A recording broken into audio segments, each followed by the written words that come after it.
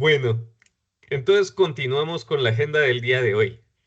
Creo que la conversación que acabamos de tener con Julio fue un tema súper enriquecedor. Creo que nos dejó muchos tips muy interesantes para la práctica profesional.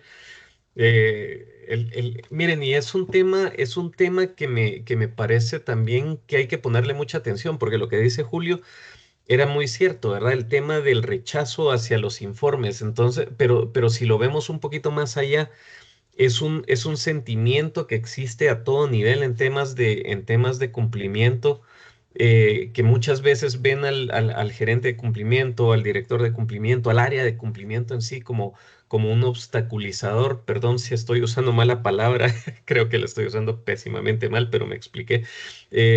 Como un área que obstaculiza el negocio y no que promueve y que no es pro negocios, pero eso es una de las tareas importantes que tenemos como áreas de cumplimiento. Y bueno, creo que vamos siguiendo con el panel que vamos a tener ahorita.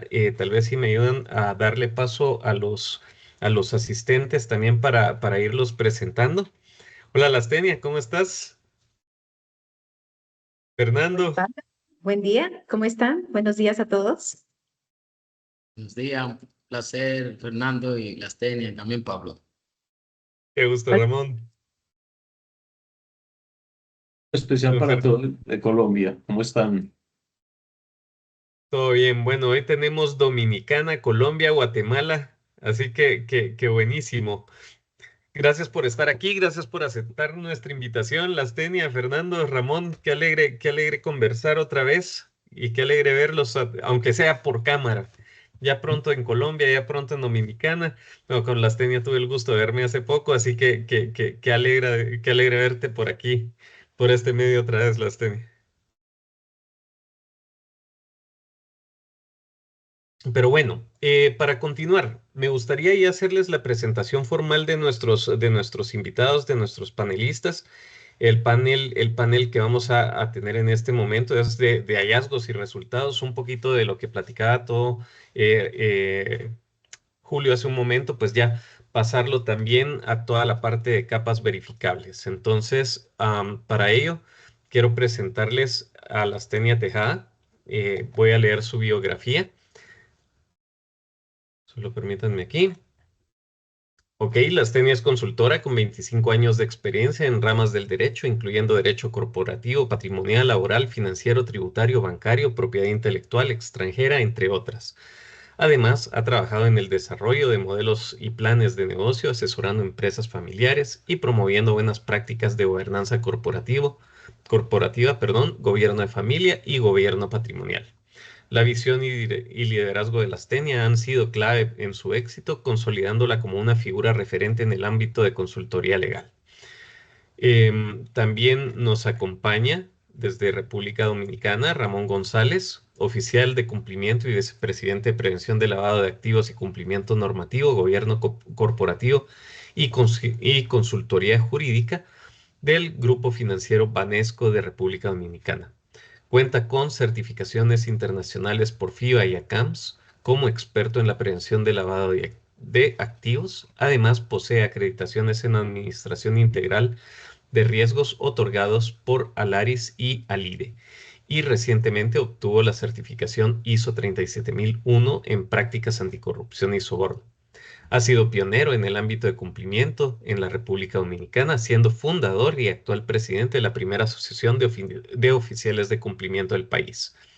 Asimismo, ha ocupado cargos de relevancia profesional, destacándose como presidente y vicepresidente del Comité Latinoamericano de Prevención de Lavado de Activos y Financiamiento del Terrorismo de FELABAN, así como presidente del COMINEPLAFT de ABA. Y finalmente, y no menos importante, Fernando Jaramillo, profesional con más de 30 años de experiencia en auditoría de gestión de riesgos y aseguramiento empresarial. Se ha desempeñado como gerente de auditoría interna en la empresa eléctrica de Guatemala, que es parte de EPM, donde hace más de 10 años lidera procesos bajo estándares internacionales de IIA Global.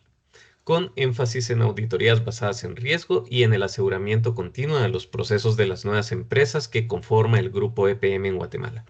A lo largo de su trayectoria ha ocupado posiciones clave como gerente de auditoría y cumplimiento en EPM Medellín, líder de auditoría interna en la Central Hidroeléctrica de Caldas y auditor profesional en Telecom Colombia. Además, se ha desempeñado como asesor jurídico de diferentes municipalidades en Caldas, Colombia. Así que bienvenido también, mi querido Fernando. Muchas gracias. Qué bueno tenerlos y bueno, empecemos. Quiero hacerles una pregunta a todos. Como, bueno, ya les había comentado y un poquito también para información de nuestros asistentes. Voy a tratar de realizarles, bueno, sin tratar, voy a realizar algunas preguntas a todos en general, voy a hacerles algunas preguntas a nuestros panelistas en específico y estamos muy abiertos y expectantes a las preguntas que nos puedan hacer a través de preguntas y respuestas y a través del chat de este foro. Así que empecemos. Y señores, me imagino que estarán de acuerdo conmigo en que le demos paso primero a las damas. Por favor. Muchas Entonces, gracias. las Como debe tenía, ser, ¿perdón? como debe ser. Correcto. Entonces, las tenía, ¿por qué tantos planes de acción correctiva se quedan en proceso eternamente? Esa es una de las preguntas que creo. Y miren qué interesante lo que decía Julio, ¿verdad? Esa negligencia muchas veces de la implementación de las acciones correctivas. Cuéntanos un poquito en tu entendimiento cómo ves este tema. Mira, tal vez muchas gracias, Pablo. Yo quisiera partir y esto es porque quiero irme a la práctica. Yo considero que principalmente es por la falta de disciplina y compromiso institucional. Muchas organizaciones registran los hallazgos y asignan acciones, pero no existe un sistema que asegure su seguimiento continuo, como lo escuchábamos en la capacitación. A menudo las acciones no tienen responsables con autoridad, lo que significa que nadie puede tomar decisiones o remover obstáculos. Y si nos vamos también al tema de las capas, algunas capas están diseñadas de forma superficial, como una respuesta administrativa para cerrar una auditoría, sin abordar la causa raíz, lo que provoca que los mismos problemas o no se resuelvan o vuelvan a aparecer. También he observado que los plazos a veces son poco realistas o ambiguos y los recursos necesarios para implementar las acciones pues nunca se asignan. Y aquí lo dejo tal vez como algo muy general. Regreso a la práctica. En la práctica nos lleva a que no puede existir una cultura organizacional que lleve a planes de acción correctivos a ser ejecutables y sostenibles si no existe una gobernanza corporativa profesionalizada, un plan de sucesión, un programa de compliance que esté basado principalmente en un código de ética, un canal de denuncia que se utilice como herramienta para detectar falta en los procesos o actores que lo incumplen para ser corregido de raíz. Gracias, Lastenia. Me parece muy interesante el tema que puntualizabas ahí, principalmente el tema de cuando no hay un responsable claramente definido y no hay recursos, también ahí le damos excusa. Porque también tenemos que pensar en lo que se habla, ¿verdad? Ok, no lo hice, pero ¿por qué? Ah, es que no me dieron la plata, es que no me dieron los recursos, es que yo no era el responsable. Don Fernando, voy a irme ahora con los caballeros como me van apareciendo en mi pantalla, así que no sé cómo aparecen ustedes en sus pantallas, pero vamos a ver en ese orden. Entonces, don Fernando, cuéntanos, ¿cómo ves tú este tema? Mm, Hay una cosa que estoy escribiendo últimamente en compliance, ¿sí? Y tiene que ver con mi tesis doctoral, y es la dicotomía del control, que expresa lo de la astenia.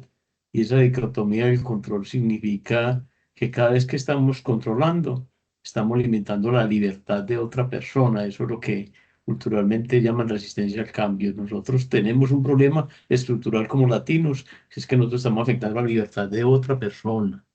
Y al afectar la libertad de esa otra persona, aparece. Por eso este sistema nuestro, ¿sí? Es tan diferente al sistema inglés. El sistema inglés habla de control igual a administrar. Entonces el control es natural y es inherente y es de la esencia del proceso. Entonces por eso es que esa dicotomía de controles se expresa en todas partes, todo el mundo se queda, no, es que no hay compromiso, no, es que tal cosa, es por eso, porque cada vez que el control está ahí, no es una variable del proceso, sino una variable de tensión al administrador o al administrado como tal. Por eso el amigo dominicano, casi papá de Ramón Alberto, es sabio, ¿sí? Cuando habla de las 3 líneas de defensa y dice, señores, es que esto es una misma cosa, yo no entiendo cómo un burro y otro burro frente a una paca de heno, que es lo que comen los burros, no pueden ponerse de acuerdo en comerse la paca juntos. Y todo el mundo crea una distinción. Y todo el mundo crea una norma ISO para autorreferenciarse y autocontrolarse cuando la teoría es la misma. La teoría es administrar y administrar bien. Entonces creo que el tema es un tema estructural nuestro, de nuestra forma latina de formarnos, ¿sí? Nos educaron en la desconfianza, ¿sí? Y siempre que tengamos desconfianza, nosotros tenemos que recurrir a la auditoría, al control, aseguramiento, y nosotros siempre estamos como un policía. Y eso no funciona así. Es una cultura muy distinta a la cual las universidades, sobre todo, tienen que orientar todos sus procesos administrativos y, sobre todo, con el respeto de los colegas abogados, que veo que somos dos, no sé, Pablo, cuál es la profesión, dos, tres. eh, en derecho no educamos a la gente en compliance. Nosotros simplemente es el cumplimiento de una norma, la violación de una norma, sí, pero no manejamos sistemas preventivos que ayuden a que las normas sean un elemento fundamental para definir la razonabilidad de las cosas con justicia y equidad. Ok, muchísimas gracias, Fernando. También muy complementario el punto de vista. Ramón, cuéntanos. Después Sí, me vas a comentar, me vas a comentar a quién hiciste, al otro dominicano que hiciste referencia, que me quedé con la duda. Pero Ramón sí sabía quién era Sí, sí, ahí por estamos cuando arriba. asentó. sí, pero de verdad el señor Fernando tocó un tema que ciertamente entiendo que es la causa raíz de muchas de las realidades que se viven en lo que es en el ambiente de control de una organización, porque históricamente toda la parte de la famosa tercera línea de defensa, si vimos el estándar de COSO, donde recientemente ya hace 2 años actualizó el estándar y quitó la palabra defensa. Fíjense que toque más sutil que fue eliminar la palabra defensa en ese modelo para que comience a cambiar la actitud de ver los procesos como silos. O sea, una primera línea con su alcance limitado, una segunda y una tercera que no interactuaban, bloques que no se comunicaban, roles que cada quien defendía su postura. Y eso ha costado mucha espacio de competitividad, mucho espacio de ser proactivo, ha quitado mucha resiliencia organizacional, porque si seguimos gestionando los riesgos de una óptica mirando hacia atrás, no vamos a poder anticipar los riesgos futuros. Entonces, una visión ya más prospectiva de los riesgos, sustentada en la colaboración. Entonces, aquí, nuestros queridos amigos de auditoría tienen un reto interesante de actualizar su actitud. Paso uno, su actitud y su enfoque de cómo ellos pueden agregar valor. Y ya el auditor no agrega valor solamente encontrando problemas y hallazgos, es anticipándolo. ¿Por qué un auditor no puede participar en una reunión donde se está diseñando un producto? Asesorando. Si ya el mismo estándar dice que la tercera línea puede tener un rol más proactivo, porque hay que esperar lanzar el producto para luego ir al año y decir, aquí está el informe, muchos problemas. No, si ya tú sabes por dónde están las oportunidades, asesora a la gerencia para que consideren cuáles son los elementos. Entiéndase que ha pasado una postura de ya quitar esa visión de individualista o que el mérito es la identificación de hallazgos en un informe bien grueso. Esa mentalidad tiene que ir cambiando a una visión más de colaboración, de rendición de cuentas, de apertura y transparencia. Fíjese como una tercera línea históricamente es muy celosa con su metodología de cómo audita y qué audita y cómo califica. O sea, en una era de transparencia, un área auditada debería poder saber cuáles son las reglas del juego. Y el mejor enfoque lo ha hecho, como siempre digo, los americanos cuando hicieron público El manual del examinador, señores. ¿Hace cuántos años el manual de examinador es público? El manual del examinador, o sea, cómo el examinador va a ir a tu entidad y te va a evaluar y qué anda buscando y qué prueba realiza para que tú utilices eso para tener mejores procesos y controles. Entonces, fíjense cómo esa mentalidad es la que debería predominar para que ciertamente pasemos de ser preventivos a ser proactivos, que creo que ya la prevención no nos ha funcionado cuando vemos las cifras de qué tanto dinero se lava, sino que hay que, y las cifras de fraude ocupacional y las cifras de riesgos operativos siguen siendo incrementales. Entiéndase que tenemos que revertir eso para ser más proactivo y la proactividad nace en la estrategia comercial. O sea, cuando las organizaciones dicen hacia dónde van, el momento idóneo para comenzar a ver riesgos emergentes o posibles eventos de riesgo. Y ahí somos mucho más, agregamos más valor.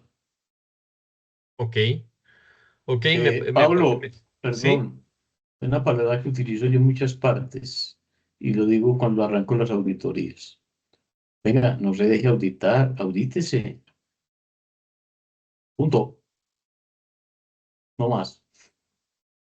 buenísimo. Miren, me parece interesante porque creo que la visión que aportó cada uno da una visión bastante holística del problema, ¿verdad? Porque por un lado, Lastenia hablaba sobre el tema de los responsables, de los recursos, pero también creo que el punto que tanto Fernando como Ramón planteaban era el punto de la proactividad que se debe tener hacia la solución de los problemas, ¿verdad? No es solo pensar en que bueno, tenemos que tener claramente definidas las personas y los recursos, sino también hacia dónde vamos, cómo le vamos a hacer y realmente cómo estas acciones correctivas van a ser lo suficientemente proactivas para continuar con la misma idea en el futuro para que los procesos, uno, se cierren y por el otro lado, tengan los resultados que se esperan.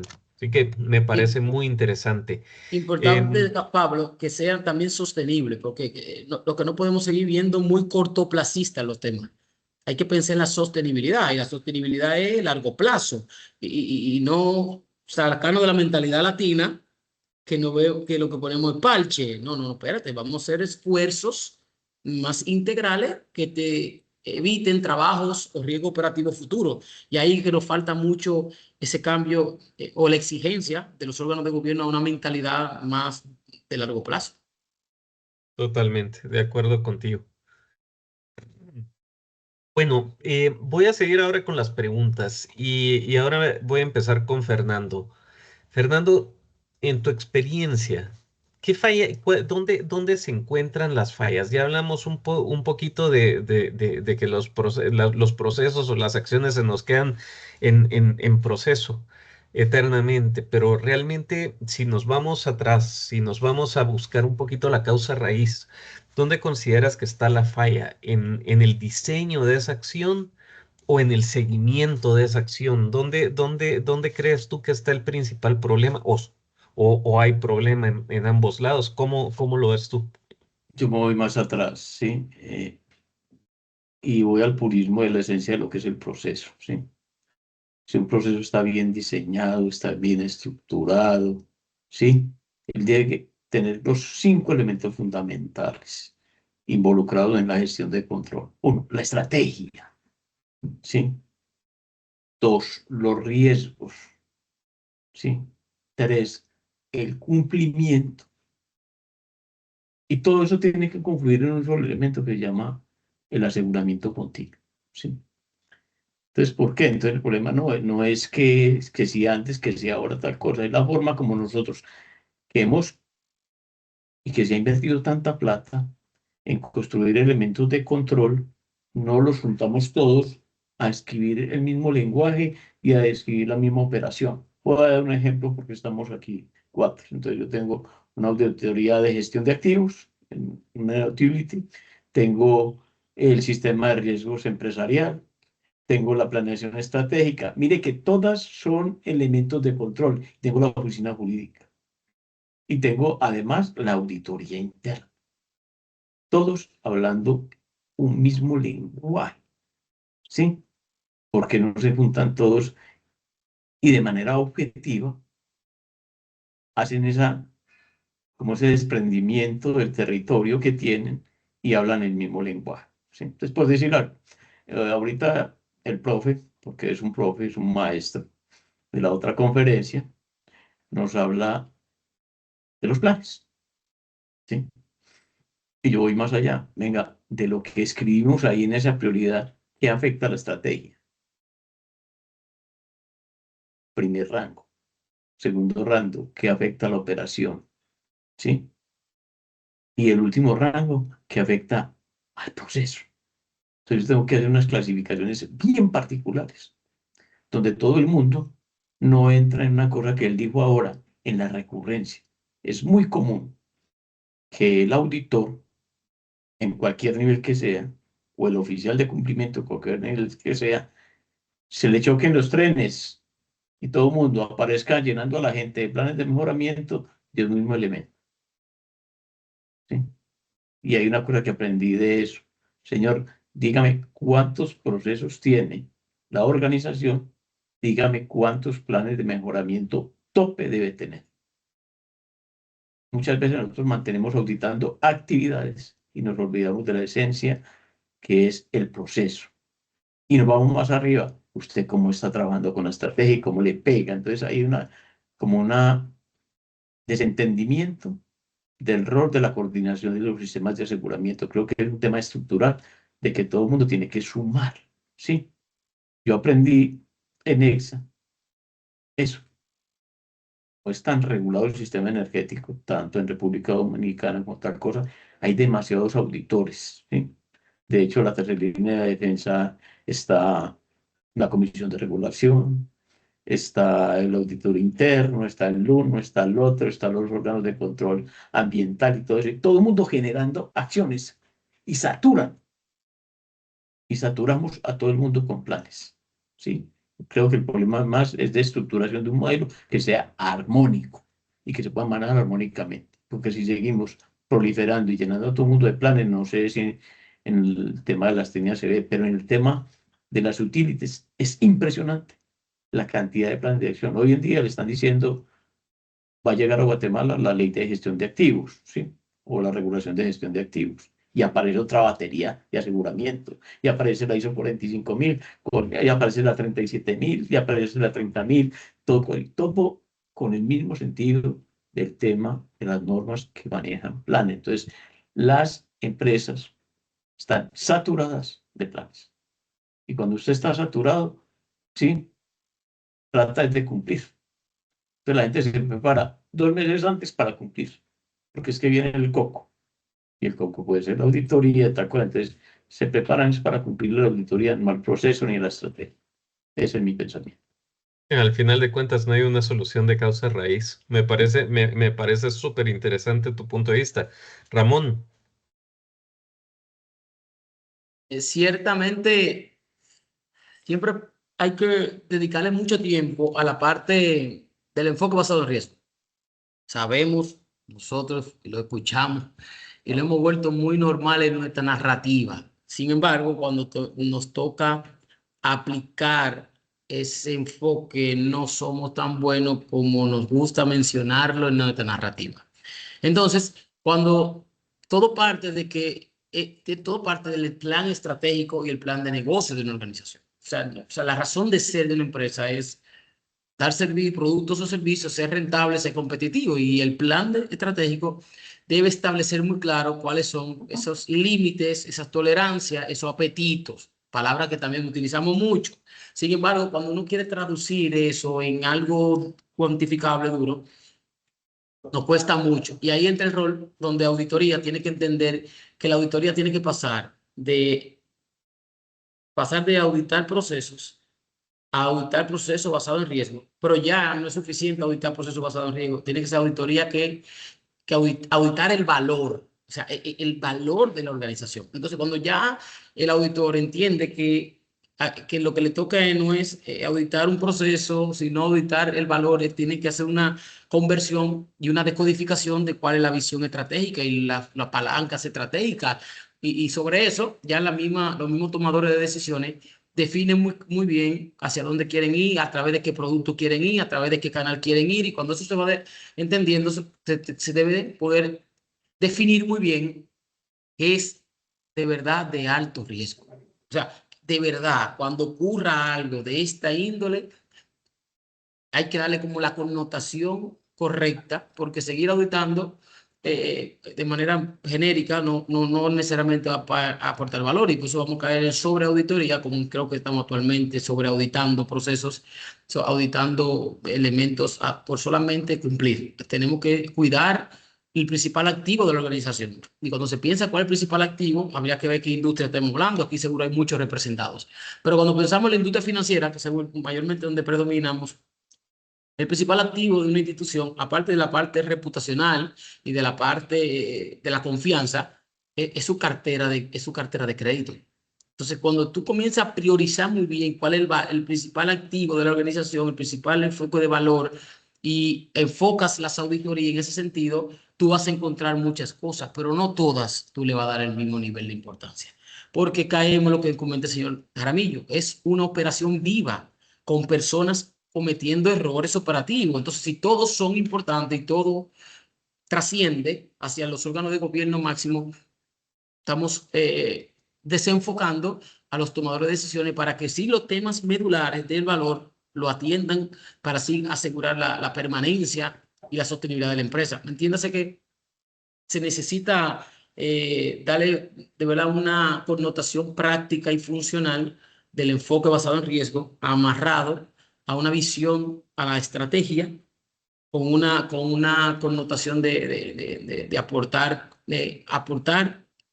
y generar, y después custodiar el valor de las auditorías. Entiéndase que eso es lo que más entiendo que puede hacer un impacto.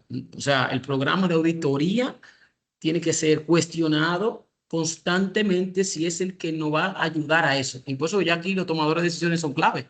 O sea, porque hay que cuestionar al auditor y cuestionar por qué no vamos, por qué si tenemos 800 horas disponibles, por qué voy a gastar esas 800 horas en esos procesos. ¿Qué hay detrás? O sea, ¿qué estamos cuidando? ¿Qué estamos protegiendo? Y eso va a ayudar mucho también a que aquella área que no pueda ser auditada no significa que es vulnerable, significa que el dueño del proceso tiene que asumir su rol de primera línea, el dueño del proceso. Mire, que no sea auditado no significa que usted está bien, ni que no debamos, como dueño de procesos responsables, asegurar la ejecución y el cumplimiento de los procesos, porque que pareciera ser que hay que esperar que vaya a auditoría para corregir acciones. Y el señor Fernando acaba de dar un mensaje poderoso que me encantó. O sea, autoevalúense. ¿Por qué cada dueño del proceso no se autoevalúa y dice, ok, yo soy responsable de esta gestión, negocio, operaciones, cuáles son mis procesos críticos?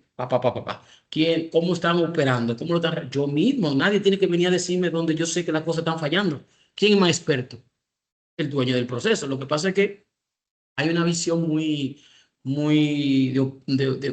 necesariamente de asociar las malas calificaciones de las auditorías a falta de competencia, a cancelaciones de personas, y eso ha generado una cultura de que la gente quiere cuidar su trabajo, porque si el que sale mal en una auditoría fácilmente no cobra el bono de desempeño. O sea, fíjense que ese elemento hace que la gente quiera preferir ocultar o subestimar o ignorar antes de anticiparse y autoevaluarse. Entiéndase que creo que si está clara la estrategia, cada dueño de proceso, cada vicepresidencia, cada área funcional tiene que tener un plan de trabajo que tenga una actividad clave, que sea la autoevaluación permanente de su proceso crítico, alineado al objetivo que queremos como organización. Me parece muy interesante. Quiero escuchar a las Tenia, porque creo que hilando las ideas que están dando, que van dando ustedes dos, hay una conclusión bien interesante a la que se puede llegar aquí. Las Tenia, por favor. Sí, tal vez aquí el aporte de ambos muy interesante. Esto nos vamos a que antes del diseño o el seguimiento hay un fondo, hay una raíz como lo hemos venido hilando. Yo aquí quiero ser un poco más puntual. ¿Qué falla más, el diseño o de la acción o el seguimiento? Yo considero que ambas son muy importantes, pero el que falla primero es el diseño. O sea, si vamos a al tema puntual. Y esto lo menciono porque si la acción correctiva, como lo mencionaban, no está bien concebida, con objetivos claros, con responsables definidos, criterios medibles, ¿verdad? Ningún seguimiento va a lograr que funcione. Las organizaciones que invierten tiempo en diseñar capas sólidas, específicas y alineadas con la causa raíz, generalmente requieren menos esfuerzo para su seguimiento. El seguimiento no solamente funciona como una garantía de que la acción se implementa y mantiene, pero no puede compensarse un capa débil desde el inicio, y quiero partir de ahí. Por eso que aunque el seguimiento es fundamental para asegurar que las acciones correctivas se implementen y se mantengan en el tiempo, yo considero que lo primero que falla casi siempre es el diseño de la acción. Una capa mal concebida, sin objetivos responsables, definidos y criterios medibles, difícilmente va a lograr un propósito. Y aquí quiero ir yo puntualmente, tal vez haciendo un poco de resumen, cómo convertir un hallazgo en mejora, que es ahí puntualmente a donde vamos. Primero ya hemos hablado de identificar la causa raíz, que es la que evita soluciones superficiales, diseñar acciones medibles, sí, definir acciones concretas y criterios de éxito, asignar responsables y plazos, crear compromisos y rendición de cuentas. Voy a la parte de verificar con evidencia datos, registros y resultados operativos, y lo más fundamental, y creo que todos coincidimos aquí, crear una cultura de seguimiento, el hábito diario, no solo antes de auditorías. Y ahí me quedo en este momento. Mira, Eh, allí escuchando, Pablo, sí, sí, sí. eso es lo que se dice, se llama el concepto de un mapa de aseguramiento. La empresa que le apuesta a un mapa de aseguramiento es ganadora, ¿sí? Que están todos los elementos, entonces lo que hace usted del mapa de procesos, construye un mapa de aseguramiento en términos de riesgos, control y gobierno. Ese es el Correcto. mensaje. No, me Sí, y ahí encanta. le sumo ahí, Pablo, que estamos más alineados, que pareciera ser más que alineado con un reloj suizo. Me encanta. La realidad es que, por eso digo que todo parte de la estrategia. Si ya se decretó un nuevo producto, ¿cómo se lanza un nuevo, cómo se piensa, diseña un producto sin que la sala de control de riesgo cumplimiento revise esa propuesta? Tiene que nacer desde el momento de la idea, la participación para anticipar los riesgos en los procesos para que ese producto opere de manera afinada y adecuada. Ahora, cuando las áreas de control no le dan el espacio o no se ganan el espacio, que ambas son analizables, se enterarán cuando el producto salga en la noticia y que vino el producto con deficiencia, que va a generar riesgo operativo, que van a haber hallazgos, y ahí estamos nuevamente detrás de la carreta. Ya, entonces, No, perdón, un no, segundo. no me mandaste la Perdón, un evaluación y eso, yo segundo, no tengo solo. nada de eso. O Hay como hay un que mandar la audio, hay un evaluación, Ingrid, ¿cómo audio. le hago? Ingrid, necesito que apagues tu micrófono, por favor. Listo. Perdón, ahí, ¿cómo se llama? Se nos metió un canal. Bueno, Tranquilo. está buscando, escuchándolos a todos y me parece súper interesante el tema porque cuando hablamos, ok, sí que es primero el huevo o la gallina, sería la pregunta del millón y nos dimos cuenta que no es ni el huevo ni la gallina, sino que nos teníamos que ir hasta un poco antes para poder evaluar. Uno, ¿cuál es el Sí, riesgo? ¿El proceso responde? ¿Nuestro proceso realmente está alineado a lo que queremos que suceda? Si no está alineado a eso, entonces, ¿cómo vamos a diseñar bien esa acción? Como bien decía Lastenia, ok, ¿de qué seguimiento vamos a dar si no tenemos claramente definido cuál es el problema que queremos solucionar? Entonces, creo que se quedó un plan claro de qué es lo que tenemos que hacer, no solo en función a responder la pregunta de dónde está el problema, sino ir a buscar la causa raíz, dónde sí. está el origen de todo esto y poder darle una solución con una visión clara de gestión basada en riesgos, ¿verdad? Entonces ahí es donde se vuelve bien interesante la respuesta de ustedes. Me encantó. Las Sí, y tenía, tal vez como un sí, aporte final. Ajá, sí, sí, acá tal sí. vez me voy a la parte de que, pues, haciendo un pequeño resumen, un hallazgo no cambia nada hasta que alguien lo convierte en acción, ¿sí? mide su impacto y sostiene la mejora en el tiempo, que es lo que todos buscamos. Y la pregunta fundamental que vamos a cambiar para que no vuelva a ocurrir, que sería como el resumen de todo esto. No, sí, buenísimo. Y Lastenia, aprovechando que platicaste y ahora te toca a ti, pero esta pregunta te la quiero hacer solo a ti, no la quiero hacer a los demás del grupo. Me gustaría preguntarte, ¿qué separa a esas organizaciones que verdaderamente encuentran la causa raíz del problema, un poco pegado a la conclusión que estábamos llegando de la pregunta anterior? Y buscan corregirlo de las que solo apagan incendios, ¿verdad? Tenemos aquellas que solo, y creo que ahí Fernando lo decía muy atinadamente, que solo estamos ¿cuál era la palabra que usaba Fernando? Aquí tomé la nota. Fernando decía, solo estamos auditando actividades en lugar de ponerle atención a los procesos, ¿verdad? Entonces, Sí. ¿cómo ves tú ese tema, Lastenia? Yo quisiera tal vez partir, y esto es en aras del tiempo, en tiempo, Pablo, yo creo que la diferencia, una de las diferencias clave es, y yo insisto mucho, que es la cultura organizacional. Las primeras promueven la responsabilidad operativa y la disciplina, mientras que las segundas solo buscan cumplir formalidades, que ahí es donde a veces nos enfocamos, ¿verdad? Utilizar herramientas de análisis profundo. Hay diferentes, yo voy a mencionar como la 5Y o diagramas de Ishikawa, por decir un ejemplo, ¿verdad? Para entender qué ocurre, por qué ocurre un problema y cómo prevenirlo, que a eso es a donde nosotros pues, queremos llevar a todo. En las organizaciones el liderazgo debe estar comprometido, asegurando recursos, seguimiento y rendición de cuentas, que eso es importantísimo. Y además, pues priorizar la parte de los procesos y resultados, eso es valiosísimo también.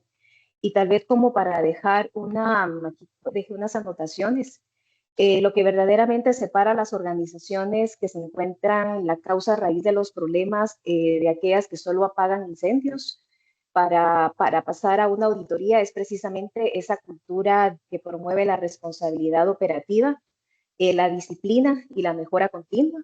Las organizaciones efectivas no solamente se conforman con cumplir formalidades, sino que utilizan herramientas de análisis para comprender por qué ocurre un problema y cómo evitar que se repita. En ellas, pues el liderazgo está realmente comprometido porque está la parte de asignar recursos, hacer seguimiento y exige rendición de cuentas. Yo creo que todos nos hemos enfocado también en ese punto. Y las organizaciones que priorizan el fortalecimiento de procesos y la generación de resultados sostenibles no buscan solamente cerrar informes, transforman cada hallazgo en una oportunidad estratégica para evolucionar, considerando así pues el modelo de gestión, que el modelo de gestión, perdón, pueda perdurar y genere valor a largo plazo. Me encanta. Ya, yo soy muy fan de Ishikawa. Y aparte de eso, el tema que mencionabas, Lastenia, el tema de la cultura. Se tardó en salir la palabrita, pero iba a salir tarde o temprano. Es que El, el, sí, sí, perdón, te interrumpí, ¿qué ibas a decir? yo creo que todo parte, te digo, parte de a lo que vamos es que, y ahí insisto mucho, que una organización sin una gobernanza, sin un plan de sucesión profesionalizado, que mantenga procesos, procedimientos, políticas, no pueden ser sostenibles en el tiempo si no existe una cultura organizacional. Yo creo que yo me baso en esa parte por la experiencia y en la práctica que manejo. Así que parte de lo que yo promuevo mucho es que si no existe una cultura organizacional y que todo mundo, todo el ecosistema lo alimente, es imposible que podamos nosotros dejar procesos, programas establecidos y un plan de sucesión o un plan de seguimiento. No, buenísimo, buenísimo, Pablo, 100% de acuerdo, ¿sí? como cerrando ahí un corolario del tema de la cultura. La palabra enseña, pero el ejemplo arrastra. Y el dilema de control tiene que ver con eso, con el ejemplo. Y el ejemplo arranca arriba en la pirámide, ¿sí? Es lo que quiere el dueño, ¿sí? que yo siempre le digo que lo que quiere el negro, que es el dueño, hablando de música, porque es eso. La cultura se impregna desde el ejemplo. Ahí aparece la Pa- ética. para Sí. los jóvenes que nos escuchan, es una canción. No vayan a pensar en ninguna connotación racista, por favor. Es colombiana, es una cumbia. Ah, también es cumbia colombiana, tienes razón. Buenísimo. Bueno, Ramón, me gustaría irme contigo ahora con esta pregunta. Desde la experiencia regional, tú que tienes ese alcance también desde el punto de vista de la asociación que diriges y obviamente de la posición que ostentas en el banco, ¿dónde ves los mayores vacíos en ese cierre efectivo de hallazgos? Tal vez solo abre tu micrófono, mi querido Ramón. Sí, tremenda pregunta, gracias. Bueno, me permite también contar un poco de la filosofía de cara a eso. Primero es que surgen, como siempre, tenemos que buscar la causa raíz de la causa raíz de esta pregunta. Entiéndase que todo viene muy orientado a la actitud y el programa de auditoría como tal. O sea, tenemos que generarle un elemento de confianza a ese proceso de tercera línea. O sea, que tratemos siempre de que los auditores y los programas de auditorías vayan muy alineados a la estrategia y muy alineados al valor, o sea, auditar el valor con un muy buen enfoque basado en riesgo. Entonces, cuando eso no es así, se va perdiendo como un respeto, credibilidad y se va subestimando la importancia de diseñar planes de acciones correctos. Y cae mucho en los temas de la cultura organizacional. A veces creemos que la cultura organizacional es como un elemento que es externo, sino que a veces se genera por actores de esta índole. O sea, el impacto que generan las áreas de tercera línea en el ambiente de control es clave, porque podemos, sin querer, promover elementos que no van a poder ayudar a la velocidad y a la agilidad y a lo que aporta valor. Entonces, que tiene que haber más conciencia del auditor de cara a formarse, prepararse para auditar lo que es relevante, crítico, importante, que tiene que haber mucha apertura para ver discusiones de valor, que no sean imposiciones, que sea un tema muy de generar el empoderamiento de las dueñas de los procesos. Entonces, luego viene la identificación incorrecta de si la auditoría no está amarrada a la estrategia y no está amarrada al enfoque basado en riesgo de los procesos que tienen más valor y está llevado por la persona adecuada. Eso para mí es la principal causa. La ausencia, luego de eso, de identificar causa raíz correcta. O sea, se identifica sale un hallazgo, pero también el hallazgo tiene que ir orientado o narrado o capturado en el informe que vaya al tema medular. O sea, no al tema que necesariamente al tema, o sea, la enfermedad. El hallazgo tiene que ir a la enfermedad, no al síntoma. O sea, tiene que ir a la causa, que, o sea, qué generó esa realidad. Y siempre lo vemos muy bien con el tema de los expedientes. Si un expediente está desactualizado, pues bien, pero ¿cuál es el hallazgo? No es que está desactualizado. ¿Cuál es la causa raíz por la cual el hallazgo, el expediente siempre está desactualizado? Pudiera ser que sea un elemento del modelo de negocio, pudiera ser que venga, que nosotros mismos en el diseño del proceso fomentamos el incumplimiento, porque a veces se ponen controles y procesos que no necesariamente son lógicos o fácil de cumplir. Y ahí comenzamos lo que creamos esto, a anticipar, a generar más incumplimiento en ese proceso. Y otro tema clave que es que los auditores también pecan en asignar de manera inadecuada las responsabilidades. Y las áreas de cumplimiento somos los que más pagamos por eso. Calidad de data inadecuada, cumplimiento.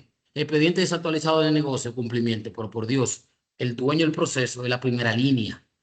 El hallazgo es responsable de la primera línea. Entonces, si tú asignas las responsabilidades de los hallazgos donde no es, tú no genera cultura, ni va a tener un compromiso de alguien de resolverlo. Entonces, a veces los auditores caen en asignarle responsabilidades de manera errada a las áreas que acostumbran a resolver los temas, pero no lo resuelven, pero no generan un impacto en el comportamiento.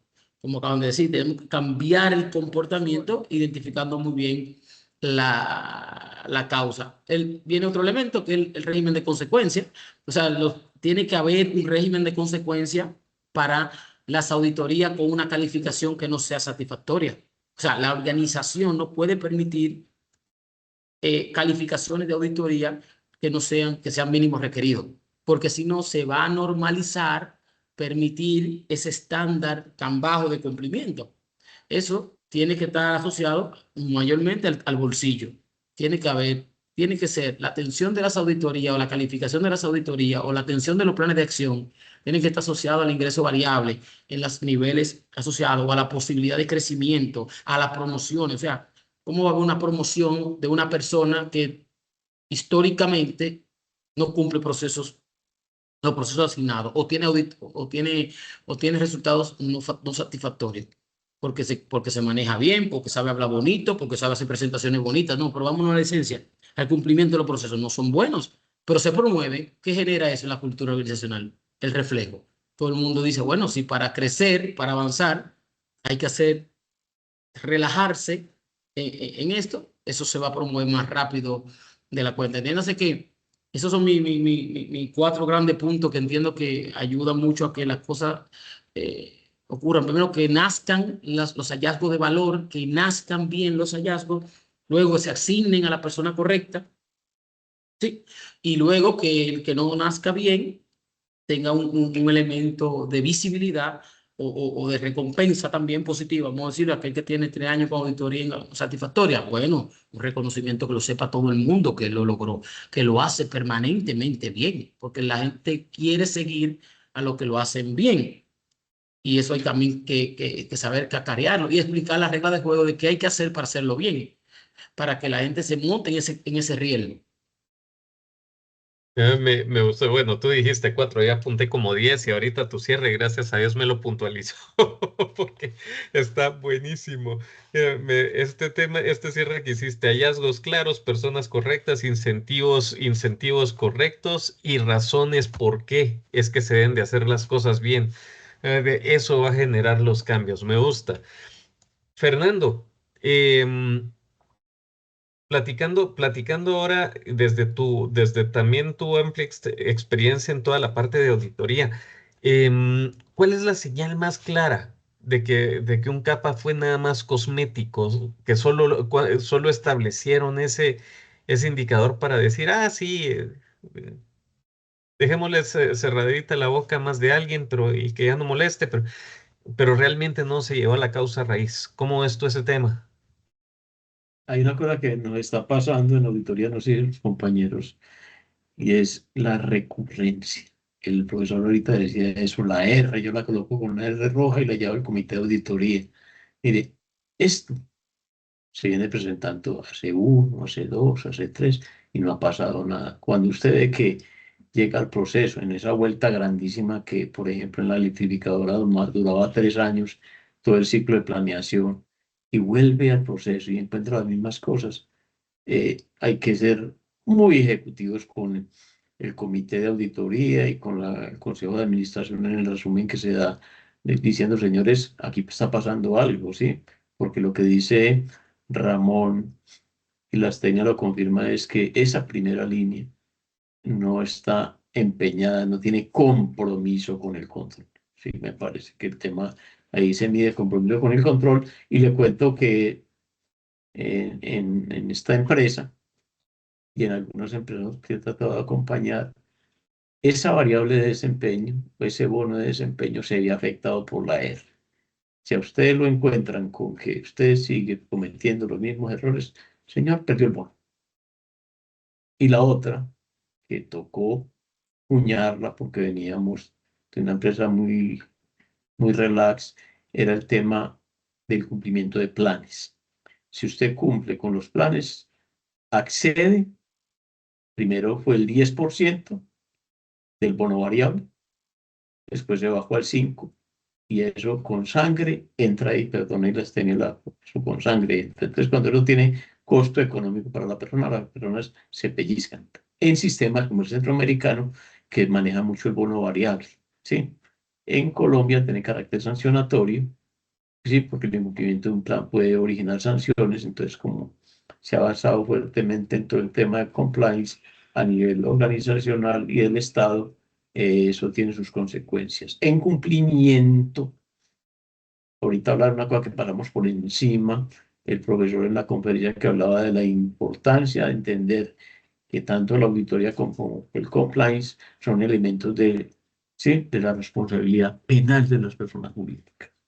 Y si usted tiene unos buenos controles, usted tiene un atenuante que le puede ayudar a usted cuando ha sido vulnerado o afectado en el EAFT y como tal, esos sistemas de control van a cambiar muchas cosas y se están viendo muchas cosas. Sí, y tenemos a todo nivel un cuartico de hora que aprovechar y valoro pues lo que hace Éticos y lo que hacen muchos compañeros en Guatemala, de aprovecharnos de ese cuartico de hora que tenemos, donde la gente se dio cuenta que no tenía buenos controles, tenía que ser responsable penalmente como persona jurídica.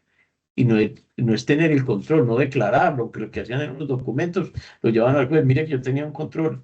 Y el juez está diciendo, ya no, señor, es que el control no fue eficiente y efectivo, y como tal, usted está respondiendo. Entonces, eso hace que esté cambiando muy lentamente para Guatemala, pero para Latinoamérica hay unos sistemas que están fortaleciendo fuertemente. Lastimosamente, los americanos que nos enseñan tanto son muy laxos en el manejo de ese tipo de cosas. Estoy hablando del caso de Brecht, donde cambiaron la responsabilidad penal de las personas jurídicas por la indemnización. El caso colombiano es lamentable, ¿sí? Muy lamentable que el señor responsable pagó 120 millones de dólares y ahorita es un santo. Entonces, complicado. Entonces es Es eso, pero vuelvo complicado. y le digo, los americanos son muy raros en ese manejo final de las cosas, ¿sí? De la responsabilidad penal. Nuestro sistema no es de origen americano, pero el día que eso se haga efectivo, la responsabilidad penal de las personas jurídicas, yo le garantizo que esto tiene que cambiar. Por eso, Eso, control es un atenuante, pero eso va a cambiar. eso va a tener que haber muchísimo, por lo menos en países como Guatemala, va a tener que tener muchísimo más presión internacional, no sé cómo, o más que internacional, más presión para cumplir con estándares internacionales, por ejemplo, OCDE. No sé si Dominicana está metido en OCDE o está en fase de ingreso. Colombia sí, entonces ahí es donde también tienes ese cambio de Hay legislación. más presión Hay más regulatoria presión. de las superintendencias. Por ejemplo, tenemos superintendencia de industria y comercio, son aterradores, ¿sí? Tenemos superintendencia de servicios públicos, hablando del sector de las utilities, ¿sí? Tenemos superintendencia financiera, que esa sí la tiene Guatemala, ¿sí? Y que me parece que hace un buen trabajo y lo hace de manera efectiva. Entonces, cuando aparecen las superintendencias, que son organismos adscritos al Estado, que funcionan con independencia y autonomía, aquí se ve mucho sistema sancionatorio, ¿sí? Sobre todo en Sí. temas de protección al consumidor y todo ese tipo de cosas que en Guatemala hay que fortalecer. Sí, hace falta más presión, definitivamente. Pues miren, al final el tema ahorita de lo que me llamó mucho la atención de lo que decías, Fernando, como un tema de indicador es la parte de recurrencia, porque no es porque justamente cuando te escuchaba decirlo, se me venía a la cabeza un montón de conversaciones con clientes. Es que me sigue pasando, me sigue pasando, me sigue pasando. Entonces, ahí lo que decías es fundamental, ¿verdad? ¿Qué estás haciendo para eliminar causa raíz? O sea, solo estás poniéndole pinturita al problema hoy, mañana, ¿qué pasó? Se le vuelve a caer la pinturita, recurrencia, ¿verdad? Entonces, Recuerda la ese indicador pregunta que decías muy sabiamente, el maquillaje. sí, el Cuando hacer, maquillaje. ahí con el perdón de la estenia, que la veo muy bien, pero el maquillaje, ay, Dios mío. Buenísimo. Sigamos entonces. Esta pregunta sí ya me regreso a los tres. Nos queda poquito tiempo. Miren que se me ha pasado el tiempo rapidísimo. Ha estado Pero rica, interesantísima rica la la discusión. No sé conversación. qué eran los asistentes, pero muy, muy nutritiva, mucho aprendizaje, mucho conocimiento en los compañeros. Gracias. Yo me lo estoy gozando y aprendiendo un montón, así que estoy seguro que nuestros invitados están en las mismas. Sí, bueno, ya aprovechando estos últimos minutos que nos quedan, esta pregunta va para los tres. ¿Cómo manejan las resistencias de las áreas? Miren, el tema de de la resistencia yo creo que es un tema importantísimo y creo que los tres en algún momento de toda la conversación han tocado el tema de la resistencia. Em, cómo manejar eso cuando se habla de los hallazgos incómodos y de y que implica también esos cambios incómodos? Y bueno, y creo que fue Julio fue también muy incisivo al hablar del tema de la resistencia. Entonces, pero creo que esta pregunta que les hago a ustedes nos va a ayudar también un poquito a qué hacer, ¿verdad? Porque ya que vimos y que hemos concluido que la resistencia va a ser natural, ¿qué podemos hacer para, no contra ellos, sino cómo podemos hacer para ganarnos la intención de la gente y encaminarlos a buscar los resultados que queremos? Lastenia, me voy contigo. Sí, Pablo, yo creo que esto es un tema, este es un reto muy interesante en toda organización, creo que es el más sensible. Yo parto siempre en que si existen procesos, procedimientos, políticas, la comunicación primero tiene que ser efectiva, ¿sí? Yo voy a partir de ahí, que la comunicación tiene que ser efectiva desde los altos directivos hasta el staffing, tiene que ser una misma voz, una misma comunicación. Esta debe ser transparente, explicando claramente el porqué del cambio, los riesgos de no actuar, la evidencia objetiva sobre el impacto potencial de cualquier hallazgo ayuda a convencer a los equipos. El liderazgo debe acompañar activamente el proceso, proporcionando recursos, eliminando obstáculos y apoyando a la ejecución. La resistencia suele disminuir cuando las personas entienden el valor de la mejora y se sienten capacitados y respaldados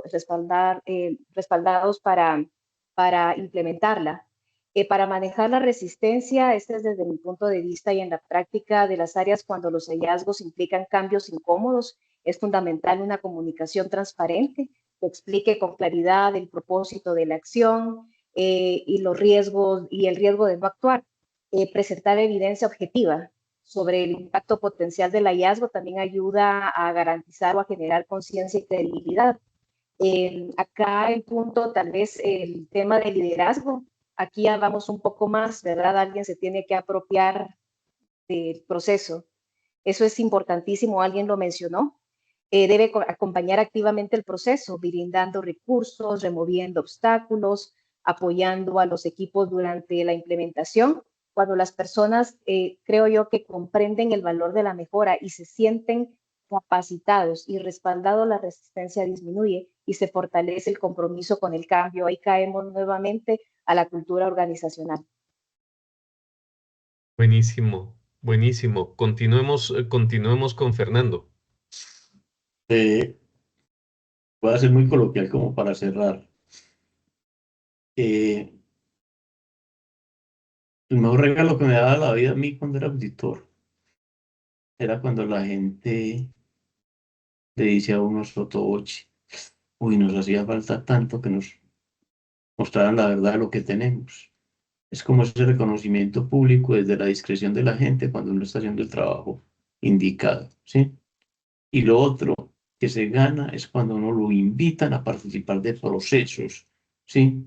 Uno entiende ahí que uno es importante desde la experticia, desde el conocimiento, o cuando, en una cosa que tiene la auditoría que es maravillosa, que es la consultoría, nos llaman a participar de consultores. Ay, mira. O sea que lo que estamos haciendo es importante. Es un reconocimiento que es muy pasivo, que le cuesta mucho a la organización aceptarlo, pero tal cosa.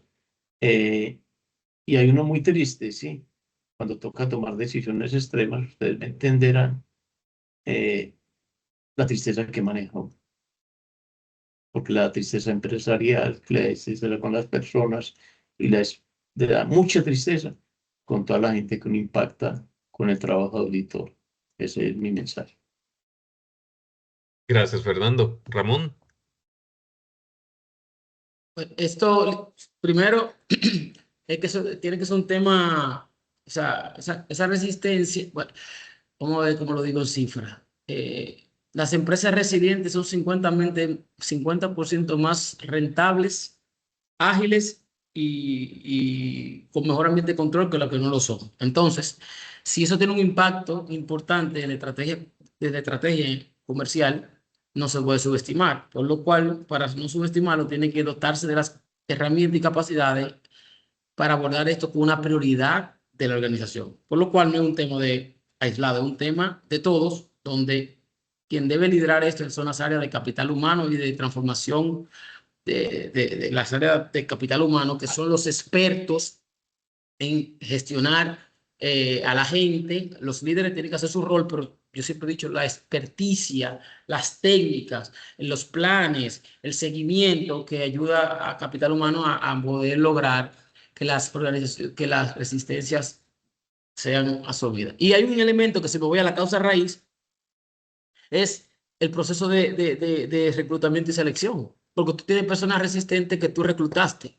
Entonces, ¿qué significa? Que yo debería mejorar mi proceso de reclutamiento y selección para, en las pruebas psicométricas, darle un peso y un valor a esos elementos, esas habilidades blandas, que quizá la puedes detectar y poder discernir o decidir sobre un profesional con menores resistencias por diseño, porque la actitud de la persona vienen de por sí. Entonces, si tú puedes seleccionar y tienes una terna de candidatos y en la prueba psicométrica salieron inclinaciones hacia estos tipos de elementos, ya hay que llevar la auditoría y la cultura organizacional a las pruebas psicométricas para que pueda eso encajar. Por lo cual, entonces tú pusiste un primer filtro y ya pudiste alcanzar atraer talento que esté con menos resistencia al cambio, más educado financieramente, personas más proactivas hacia la adaptabilidad, por lo cual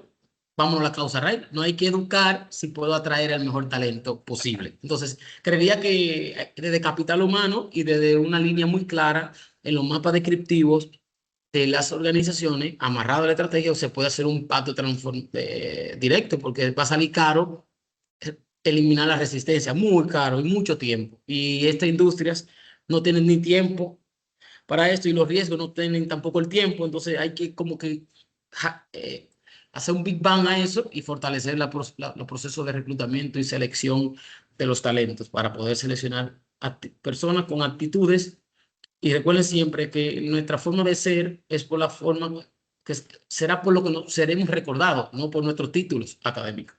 Entonces, la forma de ser es que logra el 85% de los resultados. Entonces, volvemos a lo mismo. Esto es sí, pasó estudiado. Los resultados se logran por la forma de ser, no por el diploma que tengo en mi pared. El diploma importa, pero la habilidad blanda transfiere el conocimiento técnico en habilidades blandas para mover a la gente a la acción. Entonces, si yo recluto puros teóricos, técnicos muy buenos y no analizo esos elementos, resistencia, adaptabilidad, resiliencia, puedo llenar la organización de personas muy rígidas y la organización es rígida, usted sabe lo que le va a pasar. No son sostenibles en el tiempo, porque hay muchos ejemplos de empresas que han fracasado, que han quebrado, porque no innovaron y la innovación es de una transformación cultural y las personas no quisieron transformarse. Y por ahí podemos mover mucho la rueda hacia un nuevo porvenir. Me encanta. De hecho, me generaste algunas preguntas que podríamos responder, pero tomando en cuenta que se nos terminó el tiempo, quisiera pedirle a nuestros asistentes que me den 3 minutos más, porque quiero pedirle a cada uno de nuestros panelistas que nos den en 30 segundos una idea de cierre que les gustaría dejarle a nuestros asistentes y dejar ese punto que pueden accionar inmediatamente en sus organizaciones. Entonces, Lastenia, te doy el micrófono para el cierre. Sí, voy a ser muy breve y creo que esto es palpable. Un hallazgo no cambia nada hasta que alguien lo convierte en acción medible y sostenible. Esto ya lo habían mencionado.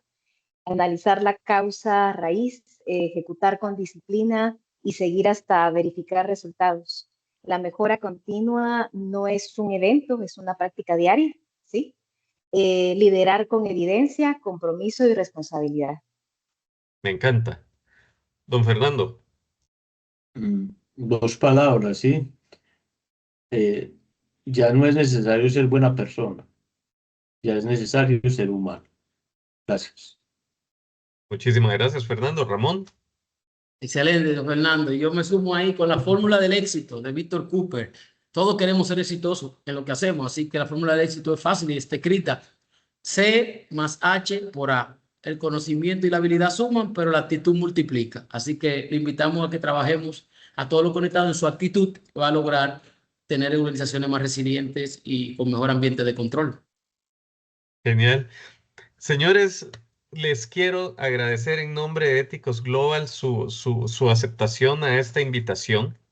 Quiero agradecerles esa generosidad en los conocimientos que han compartido con nosotros y con nuestra comunidad.